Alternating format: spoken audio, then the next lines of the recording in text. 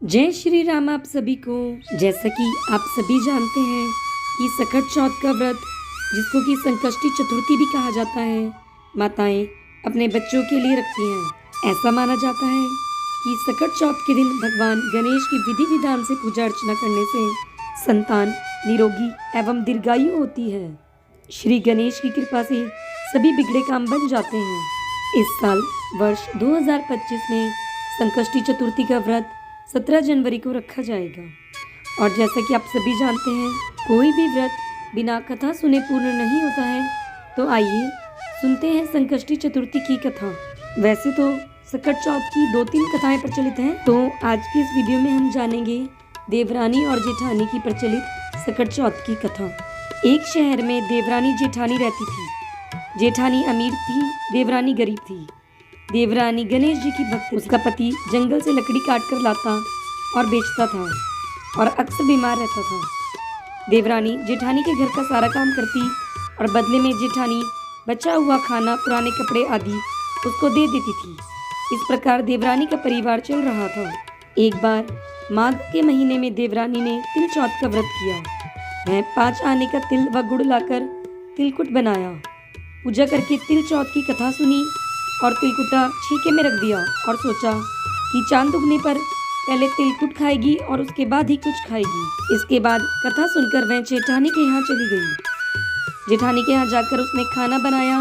जेठानी के बच्चों को खाना खाने को कहा तो बच्चे बोले, माँ ने व्रत किया है और वह भूखी है। जब माँ खाना खाएगी तो हम भी खा लेंगे। जेठ जी से खाना खाने को कहा तो जेठ जी भी बोले, मैं अकेला नहीं खाऊंगा। जब चांद निकलेगा तब सब खाएंगे, तभी मैं भी खाऊंगा। जेठानी ने कहा, आज तो किसी ने खाना नहीं खाया है, तो अभी मैं तुम्हें कुछ कैसे दूं?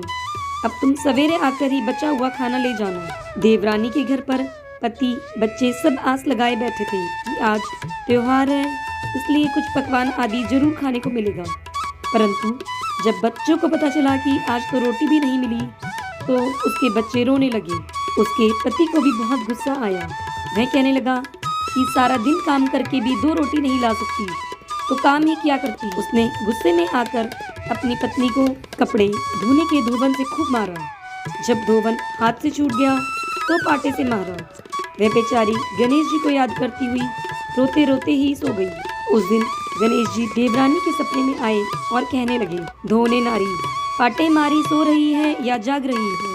वह नींद में बोली, कुछ सो रही हूँ, कुछ जाग रही हूँ। गणेश जी बोले, भूख लगी है, कुछ खाने को दे।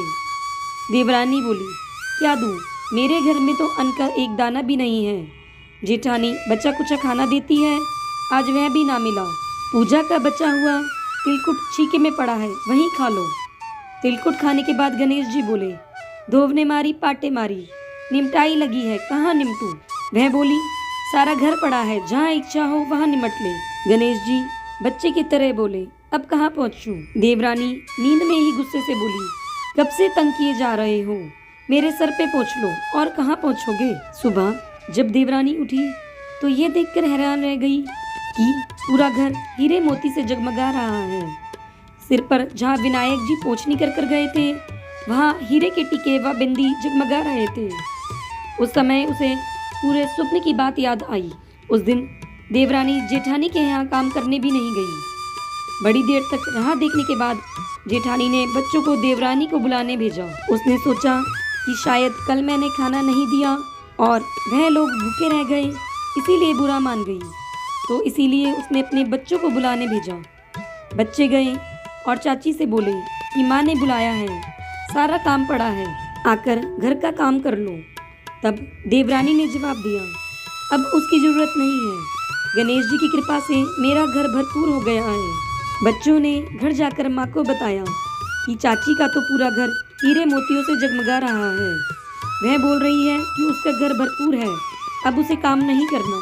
तब जेठानी दौड़ती हुई देवरानी के पास आई और पूछा कि यह सब कैसे हुआ। देवरानी ने जेठानी को स्वप्न की सारी बात बता दी। जो उसके साथ हुआ सब कुछ कह डाला। घर लौटकर जेठानी ने अपने पति से कहा कि आप मुझे कपड़े धोने के धोबने और पाटे से मारो। उसका पति बोला कि मैंने कभी तुम पर हाथ भी नहीं उठाया, मैं तुम्हें धोबने और पाटे से कैसे मारूं? वह नहीं मानी और जिद करने लगी। मजबूरन उसके पति को उसे मारना पड़ा।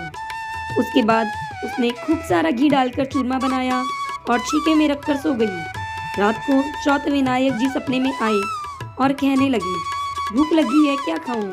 जेठानी बोली, हे गणेश जी महाराज, मेरी देवरानी के यहाँ तो आपने सूखा तिलकुट खाया, पर मैंने झड़ते घी का चूरमा बनाया है।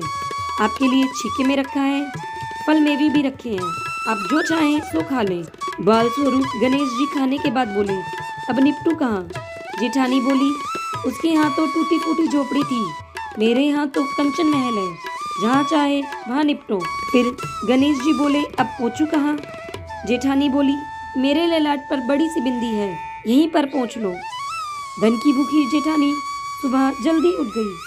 सोचा हीरे जवाहरात से घर भर चुका होगा, पर देखा तो पूरे घर में गंदगी फैली हुई थी, तेज बदबू आ रही थी। उसके सिर पर भी बहुत सी गंदगी लगी हुई थी।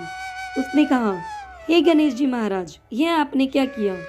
मुझसे रूठे और देवरानी पर कूटे। जेठानी ने घर की सफाई करने की बहुत कोशिश की, परंतु गंदगी और ज्यादा फैलती गई। जेठानी के पति को मालूम चला तो वह भी बहुत गुस्सा हुआ और बोला, तेरे पास इतना कुछ है, फिर भी तेरा मन नहीं भरता, यह सब तेरे लालच का ही फल है। उसने परेशान होकर गणेश जी से विनती करी कि आपने मेरे साथ ऐसा क्यों किया? तब गणेश जी बोले, तूने जो किया देवरानी से जलन के कारण किया, यह उसी का फल है। अब तू अपने धन में से आधा उसे दे दे, तभी यह सब साफ होगा। उसने गणेश जी के कहे अनुसार अपने घर का आधा धन देवरानी को दे दिया, परंतु मोहरों की एक हांडी चूल्हे के नीचे गाड़ दी। उसने सोचा किसी को नहीं पता चलेगा, और उसने उस धन को नहीं बांटा।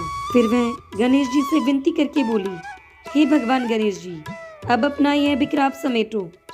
तब गणेश जी बोले, पहले चूल्हे के नीचे गड़ी हुई मोहरों की हांडी निकालो और उसमें भी हिस्से करो। तब गणेश जी के कहने पर उसने उसका भी बंटवारा कर दिया। फिर गणेश जी ने बाल स्वरूप में आकर अपनी माया समेट ली। गणेश जी महाराज, जैसे आपने देवरानी पर कृपा की, वैसी सब पर करना। जैसी सजा जेठानी को दी, वैसी सजा किसी को मत देना। कहानी सुनने वालों पर, कहानी कहने वालों पर व हुंकारा भरने वालों पर, सब पर कृपा करना। जय हो गणपति भगवान की।